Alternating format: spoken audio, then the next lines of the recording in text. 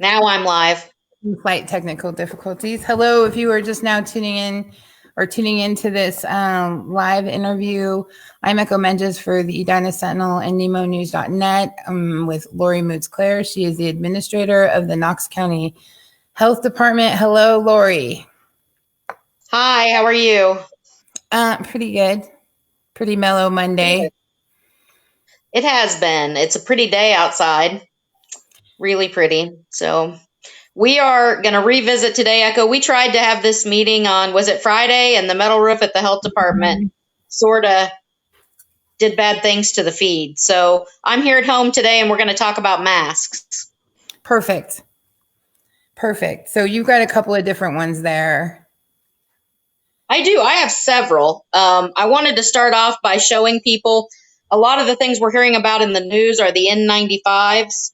So this is an N95 mask, and these are what first responders, healthcare providers, people in the doctor's offices.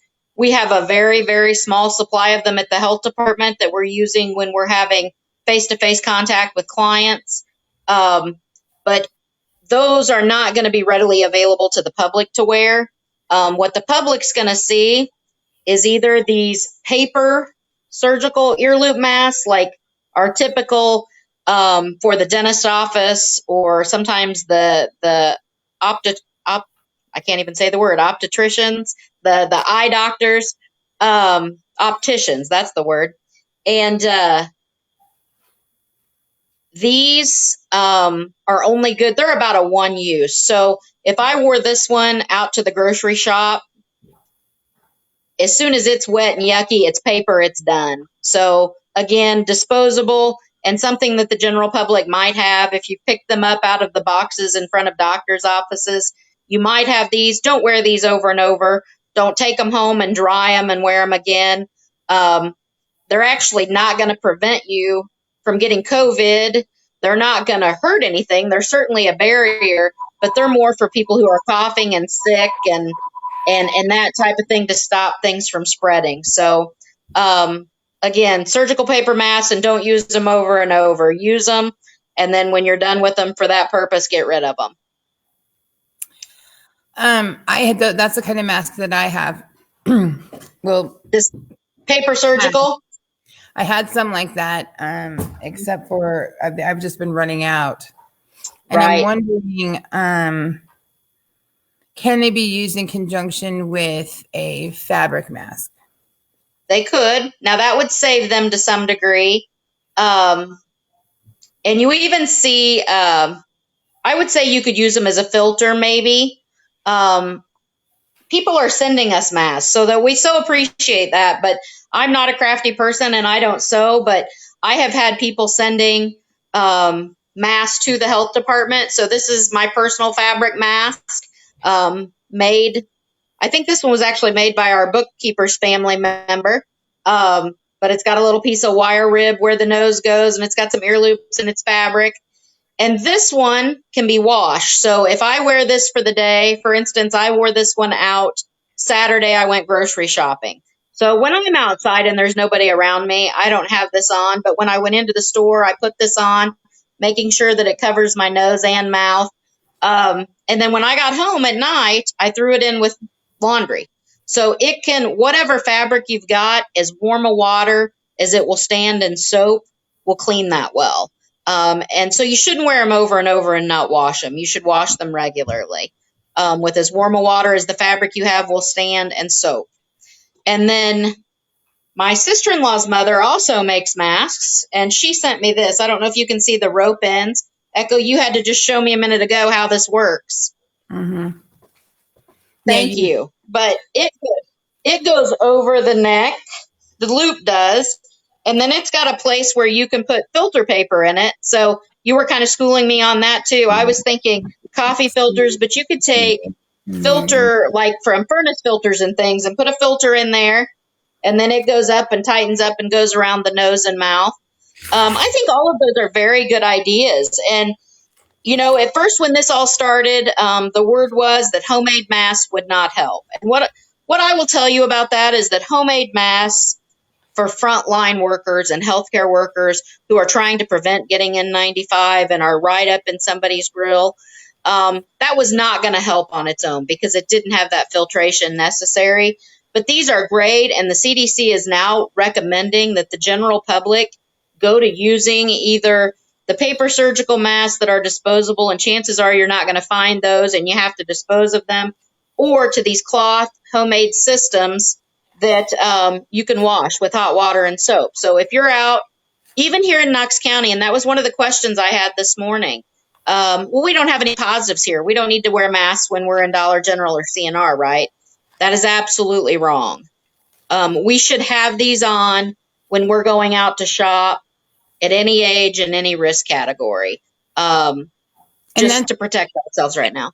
And let's just back that up because, I mean, the idea of having everyone wear a mask isn't to protect, with the surgical mask and even with these, with filters in them, we're not protecting ourselves from other people. We're protecting other people from us, basically. For the most part, yes. They would stop. It's going to interrupt whatever you're breathing out. So say you're one of those non-symptomatic people that are running around with COVID and you don't even know you have it. Perhaps when you're talking, right. They absolutely could not hurt. I can't think of, and we kicked this around all morning, what could be the downside to telling somebody to wear this mask? And, there is no downside. Know that if you are up close and personal with a COVID patient, this is not going to keep you from getting COVID, but it certainly is going to stop the spray. Even when I talk sometimes, I kind of have you heard me try to say eye doctor a while ago, and you get a little bit of spray when you speak or a cough or whatever through allergy season. This is just going to slow that stuff down. So we'd like to see more people locally wearing these either homemade masks or surgical masks. We're not seeing a lot of that when we're in the grocery store. And I understand that it's a hard habit to get into. In fact, I have the same thing. I have to remind myself to put it on, and I don't like to wear them. I feel like I'm, having a harder time breathing when I have them on. So, but we just have to get used to it. Do you think it's going to be our way of life for a while?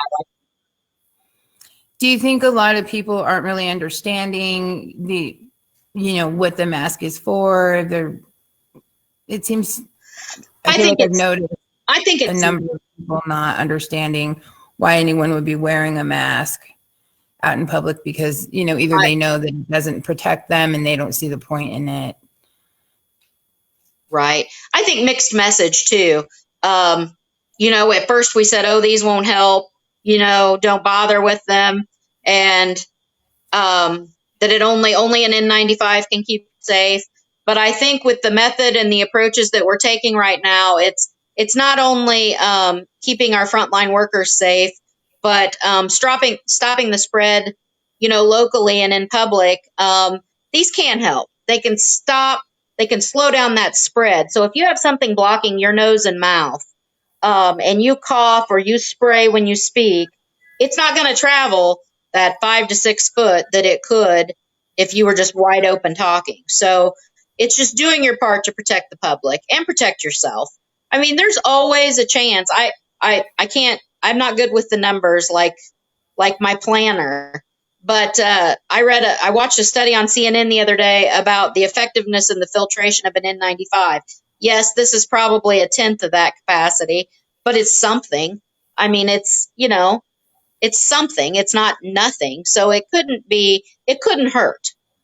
And if you're adding more filtration into your little filter pocket, like a coffee filter or two, right. Or that material from a furnace filter, this new one that my sister-in-law's mom, Judy, gave me, I've got one for everybody at my office, and that's fantastic. I mean, that ups the thickness and ups the filtration. So, and then you can remove that filtration part, wash it, and put a new piece in. So, I'm certainly going to hand these out at work, and hopefully, if you see us out in the public and we're in a grocery store or Dollar General, you're going to see anybody who's related to me or works with me wearing these cloth masks. And I would did see recommend it for everybody some else. and it was all essential personnel. You know, people who were in. I missed the first part of that. I did see some masks over the weekend, and it was essential personnel. A lot of it, you know, I did notice there was a lot of healthcare workers and things all wearing masks, whereas, Good. but not everyone. You know, there were quite a few people who were not. So good. I would say even, you know, they've done some really good things with plexiglass at most of our grocery stores and places like that, but I don't think it'd hurt to have one of these on as well. I mean, I think anything extra we do is better than nothing right now. I had a picture of Germ-X. That's essential. I keep some in my car and I use it before I go in somewhere, after I come out of somewhere, and multiple times a day. So people should be, and there's homemade methods for that too. If you're having a hard time finding the bottled Germ-X, then there are some internet searches for that as well. Gloves. The one thing I would say about gloves, I had my pair of gloves here. I noticed a lot of people in the grocery store Saturday with gloves on. And I had the opportunity. Go ahead. Oh, keep going. And then can you just show me the right way to use gloves? Put a glove on. Put it on, take it off. Maybe same with the mask too, because I'm wearing that and I don't know that I'm doing it right. So gloves, the one thing I would tell you about gloves is that I had the opportunity to watch in the grocery store Saturday, and I actually didn't put gloves on and go into the grocery store. I just used my Germ-X before and after, and I was careful not to touch my face while I was in there. But I saw some people wearing gloves. In fact, I think they were vinyl gloves that are tossable, but they wore them in. They shopped with them. They wore them out. I saw them pack their groceries with them. I saw them get in the car and put their hands on the wheel. Now, they probably thought I was staring and it was rude, and it probably was. But I wondered what good that was. It would be just, you know, you're continuing to wear those gloves everywhere you go with what you do. I don't know that there's a lot of potential for help in that. The idea would be that you strip them off, you put them on, you strip them off, and, you know, put them in something and throw them away. And you always remove them. So from the top part, so you put them on, and then when you remove, kind of get in under them, peel them back so that you never touch that outside surface. They immediately go into a trash receptacle and you're done with them. So if you've been in a public place, that would be the idea. You put them on, you come out, you pack up everything, you set it in your car, and then find the receptacle there at that grocery store, peel them off from the inside out, and get rid of them before you get in your car and drive away. And you're still going to want to use some Germ-X, you know, on the back side of that to clean up. But same way with the masks, you know, when you put them on and take them off, even the cloth, use the tips, not the part that don't touch the dirty parts when you take them off. Take them off and launder them. The other thing is just like clothes. One of the things early on when I did a work site instruction sheet that would be helpful to employers, one of the things that said that I didn't know was, at that time I would go off to work and still seeing a lot of the public, and I would come home and put my laundry separate from my kids and my husband in my own receptacle, and then I would take them downstairs and I would launder them. You know how you shake your jeans out and shake your shirts out to get them right side out and put them in the laundry? I was still doing that, and I read somewhere where it said, don't shake your laundry with this. And it made absolute sense to me that, you know, when we shake it, we're disturbing all of that germ. So, that's one thing even with these masks. You take them off, you put them in the receptacle and wash them. Don't shake them, don't flop them, because you're getting, you know, the potential is there to spread whatever could be on them. So, again, gloves are great if you're using them appropriately. And if you're using cloth gloves, like winter gloves, it would be the same thing. Take them off from the inside out, put them directly into the laundry and wash them in whatever the warmest soap and water you can find is, or that they'll take. I have been using my rubber gloves a little, like I did a city council meeting, you know, went and live streamed it last week. I did wear my gloves for that.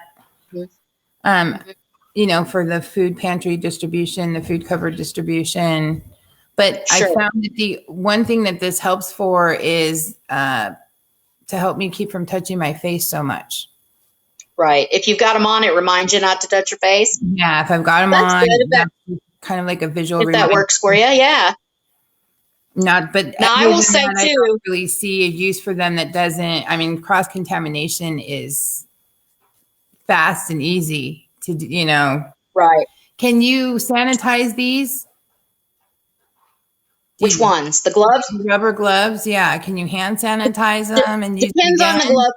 Depends on the gloves you have. If you have some of those industrial rubber gloves that are like for kitchen cleaning, you can absolutely sanitize them. Sanitize them and use again. Mine are just some vinyl throwaway gloves that we use in the clinic. So those, no, I don't think it would do. Maybe between patients, if we were wearing them between non-ill, kind of just public health type stuff, we knew the people weren't ill, you could use Germ-X in between on them, I think, but I wouldn't repeatedly use this type of box glove and sanitize them.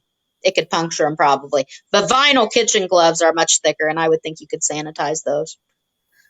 Package insert should tell you.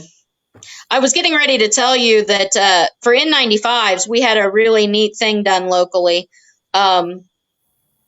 We had some farmers who use N95s in some of their barns or their buildings or their projects, and they were prepackaged, and they called me up and said, hey, we gathered them all up.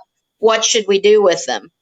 And although I couldn't take them and distribute them, I encouraged them to reach out to their local volunteer fire departments and some of the first responders and make sure that, even if they got one or two, this was more than they would have typically, and they could utilize them that way. So if you're one of those people at home that has a prepackaged N95, those really should be in the hands of frontline healthcare workers, first responders, et cetera, that are going to be dealing with sick people. And that's why I didn't even mind when the state told us that health departments were not going to be on the front line for N95 distribution. So much of our contact tracing can be done over the phone. These things really need to be in the hands of those physicians and nurses that are and EMS workers and first responders that are taking care of those very ill people right now, and they're in very short supply. So I would just encourage people to not try and seek these out online. I don't think they're going to become available anytime soon, but if you're not in one of those fields, leave those for the people who really need them. It seems like the recent recall of all of the state issued, and they weren't N95s, they were KN95s, has left quite a few, and I, even to say rural, just agencies throughout the state. And it would be mainly law enforcement and firefighters who are really low on these things. Like our conservation agent, she shared it with me, and she has a big stack of masks, and she's using them to preserve her N95. So she's wearing her N95. She's got this over the top of her N95, and then between person-to-person interaction, she's switching this out. She'll throw one off and grab another one, and then at the end of the day, she's got her stack of masks that she can take home and wash. It's still working on the same N95. So we're hearing a lot of that. So the reuse of the N95s, because they are in such short supply. And so even putting in the hospitals and things, I've noticed that they're putting the paper ones over them. And then you take off the paper one in between patients and have the same N95. But then also, I would think that would work the same way for the people out on the streets with these. So if there are law enforcement officers or volunteers who are out there watching that, the main thing would just be, if you use this, be sure you take it off without touching the exposed part, the outside part, and then lay that up in a place to dry or hang it. I've noticed that they've showed online that you make these hangers with like nails and you hang them up to dry, or you put them in a paper bag. If you're going to use it with one particular patient, they talk about putting it in a paper bag if you knew you were going back to see the same person over and over, and let it kind of dry in that paper bag. It has to have air, but there are ways to get around it, and they're training people to do that. But I would just say, encourage the use of these for frontline people, and for the rest of the general public. These cloth masks and these things that people are making are just really helpful right now. Okay. I wanted to ask you, Lewis County has had a death, Right.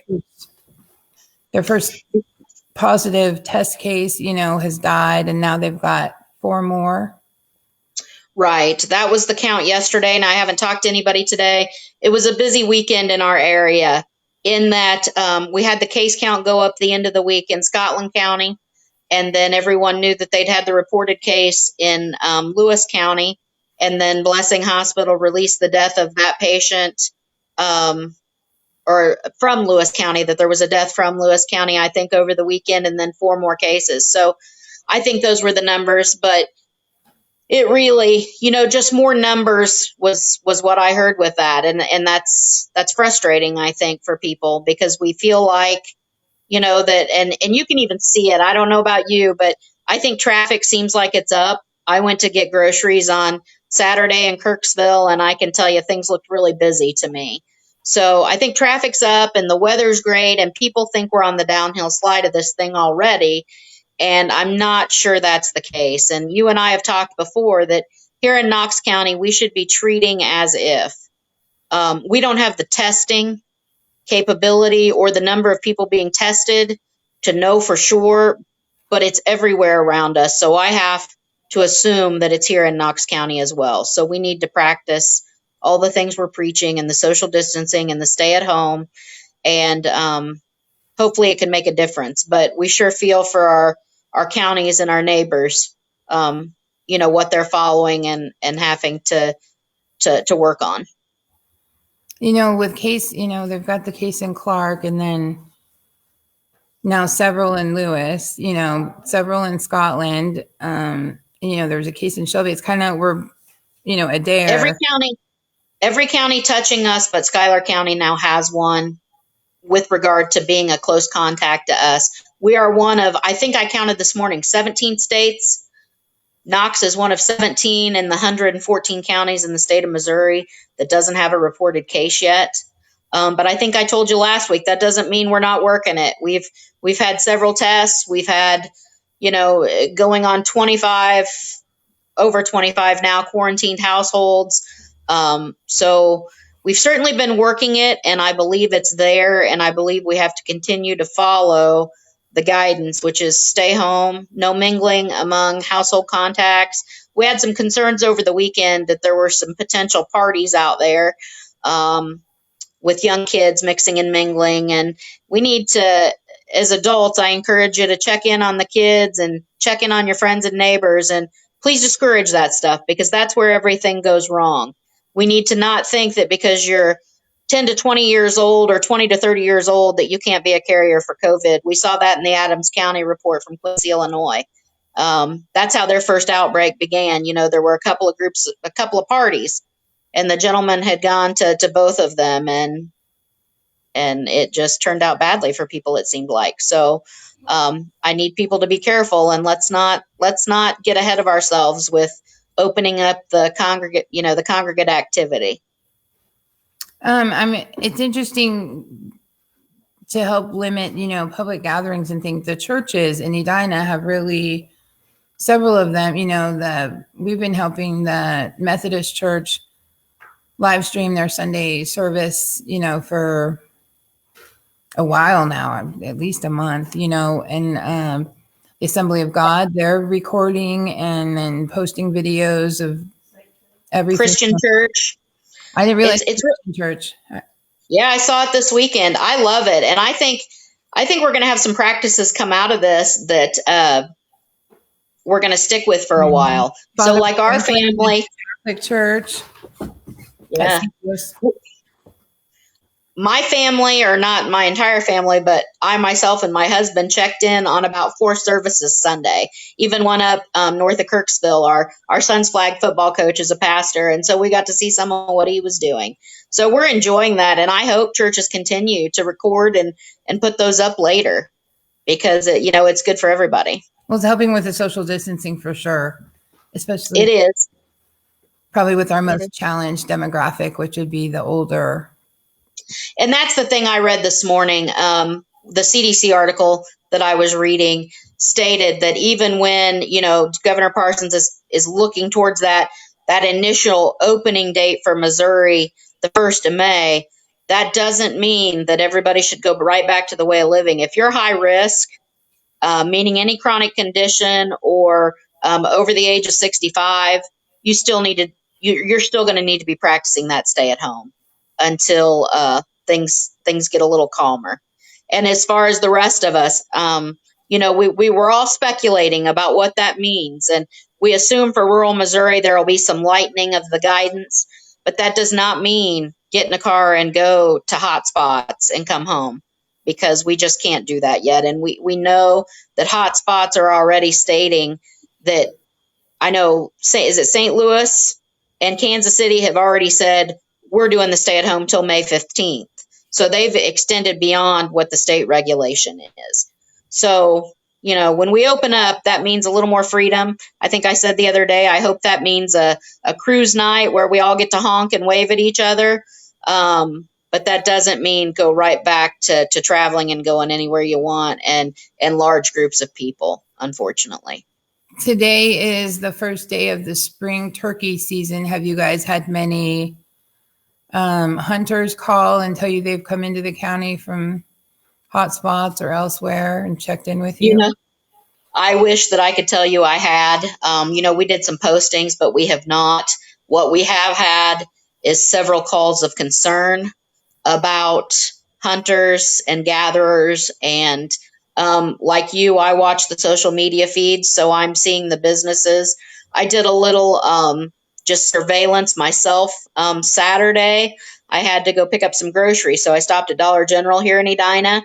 And I sat in the parking lot just for a little while, and I watched to see the license plates. And I can tell you that in the very few minutes that I sat there, I saw North Carolina, I saw Iowa, I saw Illinois. So we've got some out-of-staters in town right now. And, with that just brings another level of risk. Just like if we were visiting their communities, we've had community people that have traveled out to hunt and fish. So we all just have to practice good, safe social distancing and hand washing. And I've touched my face so many times during this feed, but, kind of practicing the don't touch your face. But no, I have not had a lot of people call in, and I would like to think that, they're showing up and they're hanging to their own little campsites and areas. I want people to enjoy turkey season locally. That I wish if you were from out of the area, and particularly in stay-at-home places, you would have abided that and hunted in your own counties. But there's no law that says if you rent or lease or own property here, you can't travel out and do that. So just practice those safe things like the distancing. Okay. Do you have anything more we should talk about? I really don't. I wish the hunters good success. I saw my neighbor brought home a big turkey this morning. My husband and son are out setting up their blinds now. So enjoy the outside things. That's the thing. I worry. I told you that right before Easter. I'm worried most about mental health right now. People don't do well when they feel like they're being shut up. And although we can go out and enjoy our yards and our properties, when we hear stay at home, I know some people are truly taking that to heart and staying inside and staying away. And I just want people to, get outside and enjoy this nice weather, enjoy the fresh air, but do it safely and do it at a distance from people. Okay.